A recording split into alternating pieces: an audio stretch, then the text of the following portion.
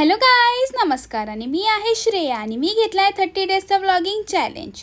तर आजची मॉर्निंग सुधारी परत ऑफिसला जाण्यापासून आज हेअर वॉश केलं होतं तर थोडं बरे दिसत होते. त्यानंतर ट्रेन पकडली आणि पोहोचली ऑफिसच्या इकडे. बघा आम्ही कशी मस्ती करत होतो चालताना इकडे. तर आज सॅटर्डे होतं तर लिफ्टमध्ये पण इतकी काय गर्दी नव्हती. आमच्याच ऑफिसचे मेंबर्स होतो आम्ही फक्त आज लिफ्टमध्ये. ऑफिसला पोहोचले पण इतकं गरम होत होतं ना आज ऑफिसमध्ये काही कळतच नव्हतं. त्यानंतर लॉग इन करून घेतलं आणि कामं करून घेतली. मग आज लंचला आम्ही थोडंसं समोसा पार्टी केली.